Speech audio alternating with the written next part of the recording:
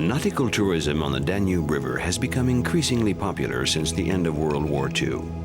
However, the history of Europe's second longest river after the Volga began in the Neolithic Age and in Roman and Celtic times in the early 1st century AD. It was a vital communication route on the European continent.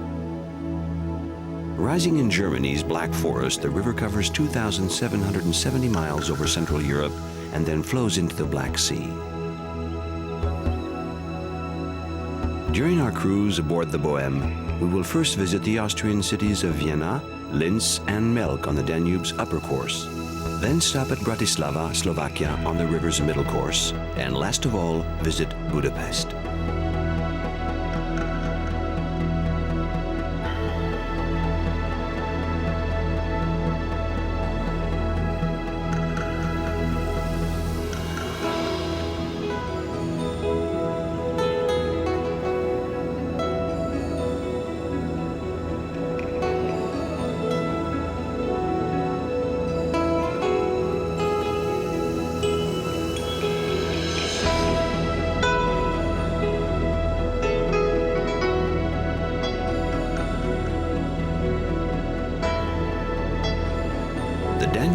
Does not flow through the heart of Vienna, although Johann Strauss's famous Blue Danube may be the main reason many people think it does.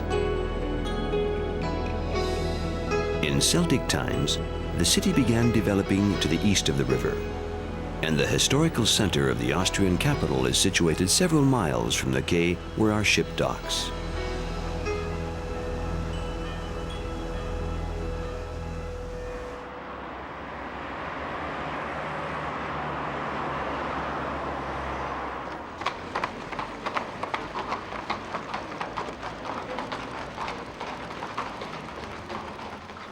Any first visit to Vienna obviously conjures up a series of clichés. The Empress Elizabeth and the Emperor Francois Joseph, the Austro-Hungarian Empire, the Schonbrunn Palace, and the Hofburg Palaces, Johann Strauss's waltzes, and the inevitable pastries. In other words, a nostalgic city slumbering in the cozy bourgeois decor of the end of the 19th century.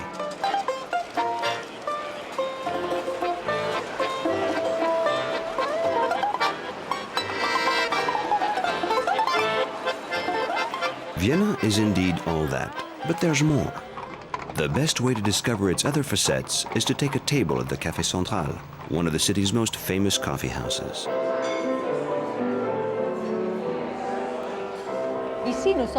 We're in an authentic Viennese cafe, and you can tell for several reasons. First, it is very spacious. Secondly, the waiter's wearing a black jacket and bow tie, and they call him Herr Ober, which could be translated as Mr. Superior. Thirdly, they always bring the coffee along with a glass of water. They have newspapers, and in the grander cafes they carry the foreign papers too. At the turn of the century, when people, writers especially, didn't always have well-heated, roomy or well-lit apartments, they virtually lived in the cafes. For example, over there is Peter Heidelberg. He got his inspiration here. He wrote here, and he'd meet his friends here.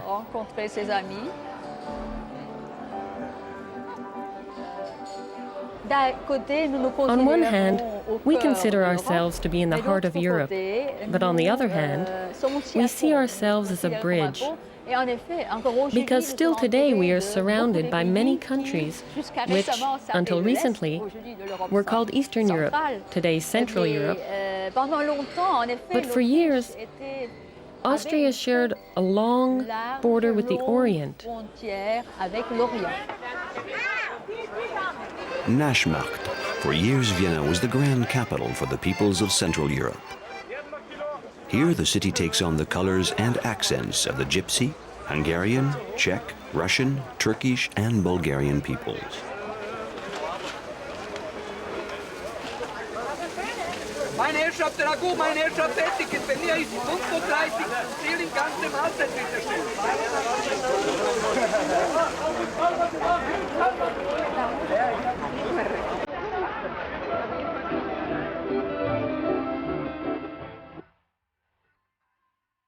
We leave the center of Vienna, enticed by the entrancing sounds. We arrive at the Ferris wheel in the Prater, immortalized by director Carol Reed in his screen masterpiece, The Third Man.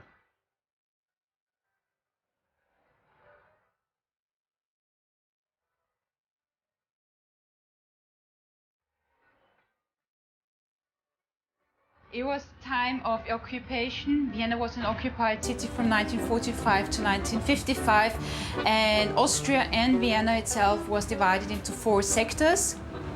So it was American, French, Russian, and British zone, and the first district was international. And whatever you see in the film, if it's the black market, the dead people swimming in the Danube River, if it's the bombed out houses, if it's the sewer system, everything happened in real Vienna as well. So this film is more or less a time document.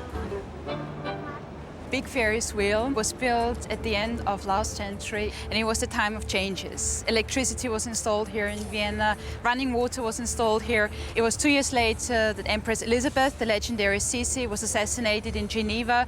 So it was only Emperor Francis Joseph left, and he had to work to face a lot of troubles in his big Austrian-Hungarian monarchy with all the different nationalities. And Vienna was still at that time a place of peace right in the middle of Europe, of Central Europe. Here's the Schonbrunn Palace, where Francois Joseph died in 1916 at the age of 86. The royal residence was at the height of its glory in the 18th century under the reign of Empress Maria Theresa.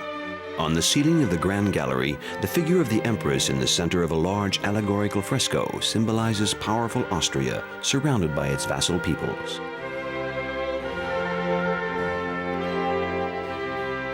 Schonbrunn was then the center of royal power and also welcomed artists. Beethoven worked on his opera Fidelio in the gardens. It's said that young Mozart sat on the Empress's lap at one of his early concerts here.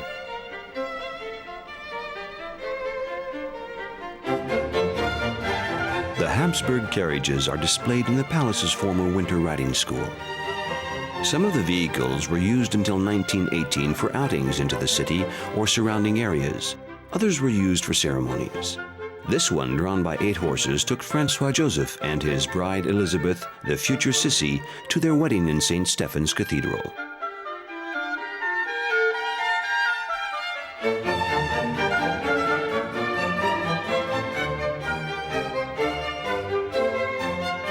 Sisi, considered to be one of the most beautiful women of her day, became a myth after her brutal death.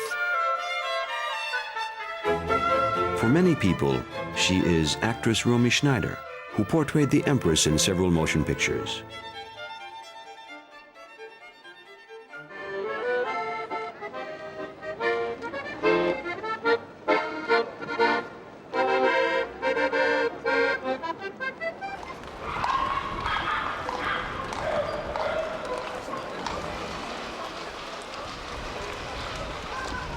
Located in the center of Vienna, the Hofburg Palace was the seat of power for nearly 6 centuries. The court's porcelain and silver are displayed in some of the 2,600 rooms, including the imperial treasure.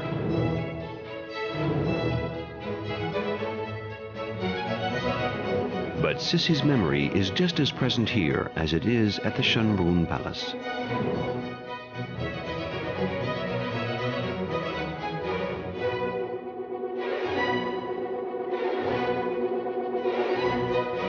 As we walk through Francois Joseph's and Elizabeth's apartments, we share a little of their privacy and secrets. Here, the ceremonial dining table, set for a royal banquet, reminds us that the Empress was obsessed by staying thin and ate like a bird. Hofburg Palace seemed like a gilded cage to Sisi, and she wouldn't rest until the indulgent Francois Joseph gave in to her every whim.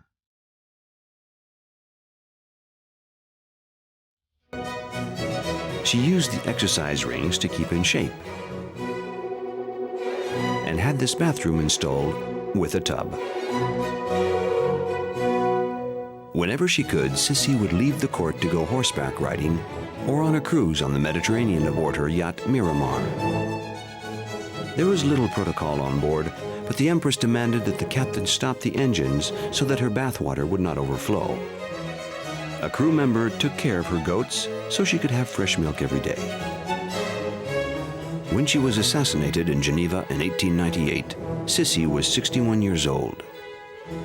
Eager to stay beautiful and worried about aging, early on she insisted on being painted as youthful, while the white sideburns make Francois Joseph look elderly. This untouched photograph is one of the few pictures of her as she really was. Here she was actually 23 years old, while the paintings on the Hofburg walls, immortalized by the artist, depict a young woman or a teenager.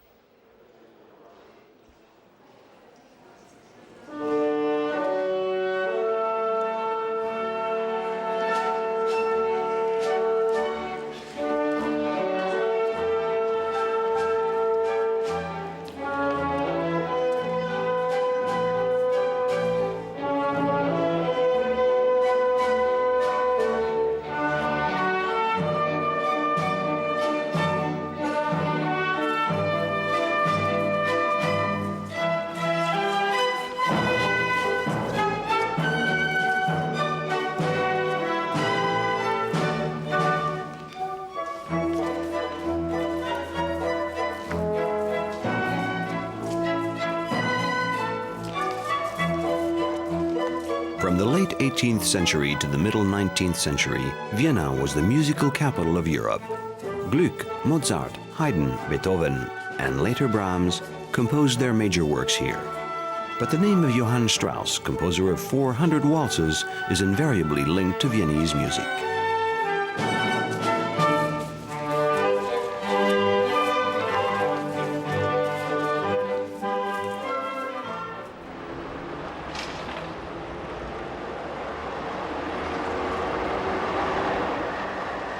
At the turn of the century, the first Jugendstil, or Art Nouveau buildings, emerged in Vienna after London and Paris. The architect behind this new style was Otto Wagner, who designed the buildings in the Naschmark and the elegant Karlsplatz subway stations with the plant decors. The Art Nouveau followers decided to leave the overly conservative Artists' House and founded the Secession. The Vienna Secession is a very famous building. It was built 100 years ago exactly, in 1898. The architect is Josef Maria Olbrich, who himself was a pupil of Otto Wagner. The founding members of the Secession, they got back to the early roots of architecture, like they took their influences from Greek architecture, from Greek temples. And that's what you can see here when you step up on this staircase. It should be a temple for the arts.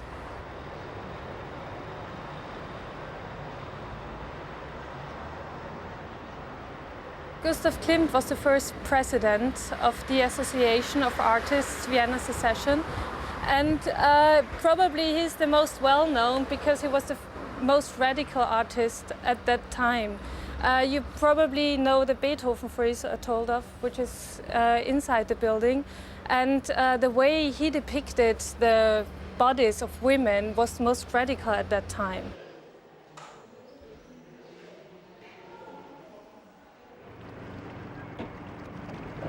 We return to the banks of the Danube.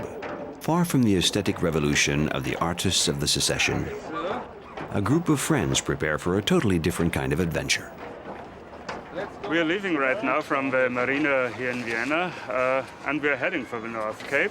Hopefully we will reach it, and we choose the Danube because it's a river that always connects people, not aparts people, and that's why we choose it. And we hope... The first harbor is Linz this night. Yeah, and today we are going to close to the city of Linz, and hopefully tomorrow we pass through Linz to Passau in Germany, and Cross the border tomorrow morning. in 11 or 12 weeks we will be on the North Cape. So, see you!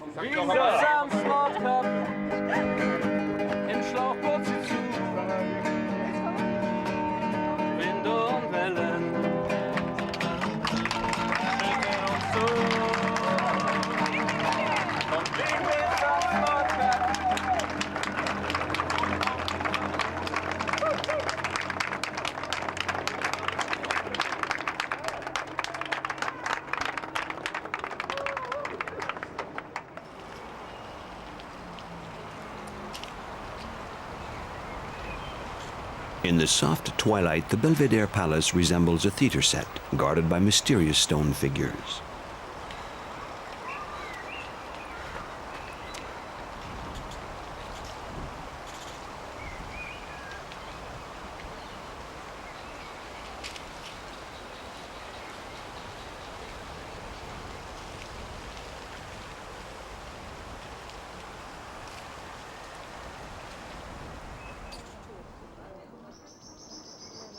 Tiny villages are nestled in the hills dominating the city. Although many of them, like Grinzing, have become very popular with tourists, the Viennese still come to spend an evening here. The Oerigens are an institution.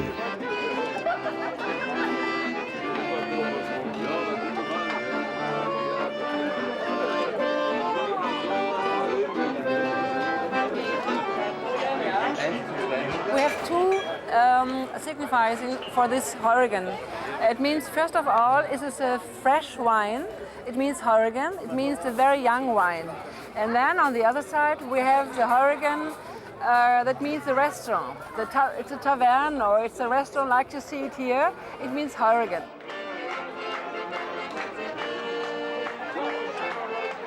Grinzing is worldwide known. The wine, the meat, the special Viennese food. So you can sit in the garden, and I think it's just a very special atmosphere here, and you can only find in Heurigen.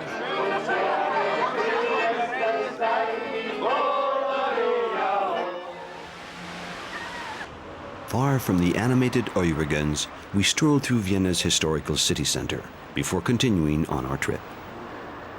Colorful tramways roll by serenely, like miniature toys.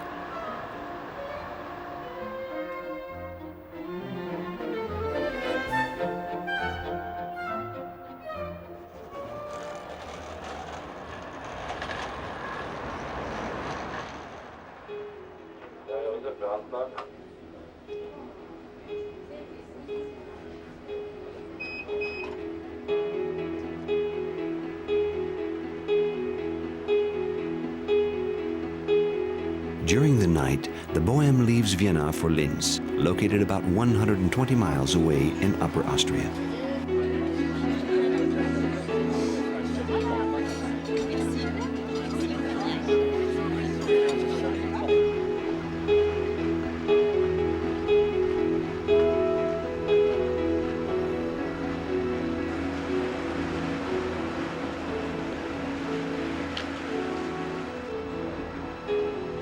The boat must be moored securely inside the lock before it fills up. There'll be less water when we get downriver from the Melk lock, maybe 3 or 4 meters high. What do you like about being on the cruise? Everything. The first morning, at 6 a.m., passing through the first lock. At Friedenau. How high was the first one? 7 meters? No, 9 meters. Really? I didn't think it was that high. 9 meters? We end where? At the Capicico lock. The highest. Yes, 22 meters. Thursday night? Thursday night at 11 p.m. Our cruise continues along the Wachau, one of the most picturesque sections of the Danube's upper course, just before we arrive in Linz.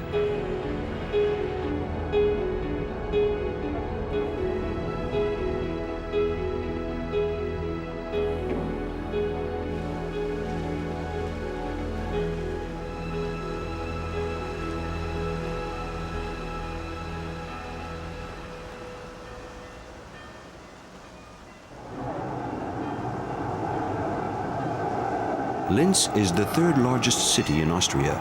Situated on the left bank of the Danube, the old town is built around the Grand Square. The pastel color houses on the square today date from the Renaissance and the Baroque periods. In the center stands a white marble column, the monument of the Holy Trinity, erected in 1723 to commemorate the end of the Great Plague in 1713.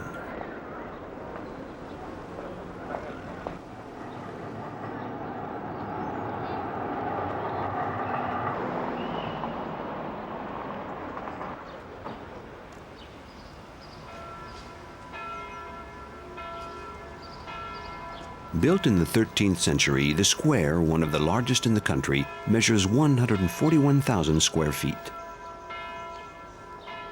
In a tiny alleyway near the square is Fritz Rath's bakery. Gute Karl. Ein Achterle, bitte. Na, habe ich.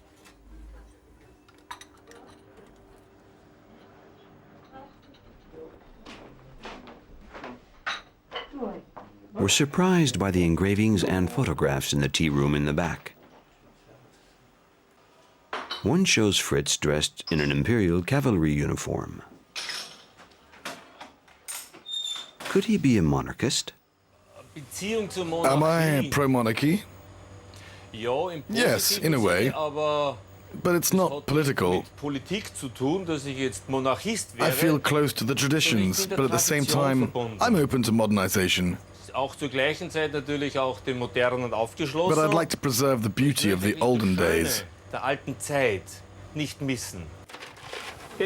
Fritz is interested in the recent imperial past as well as the medieval history of this part of the Danube, particularly in relation to his profession.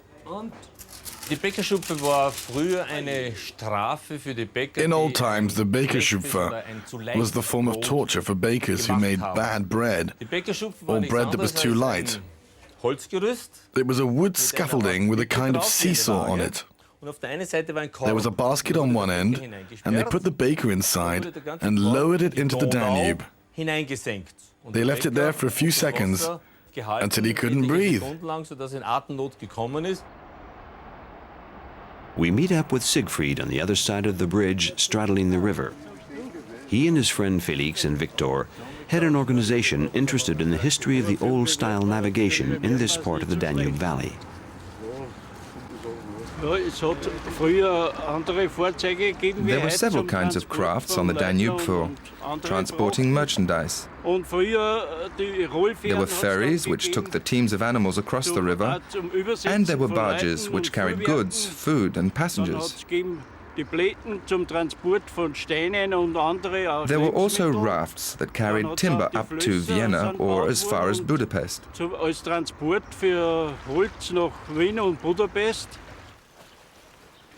Passenger boats were first towed up the river when they had to travel against the current. But after 1830, when the steamships appeared, there were many more.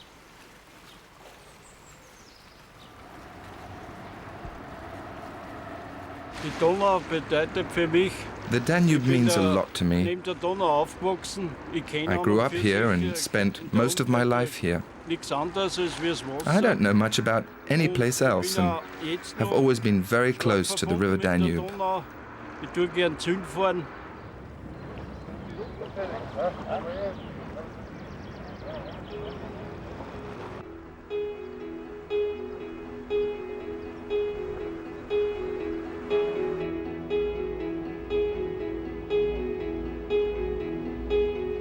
Once again, the Bohème moves along downriver toward Melk, our next stop.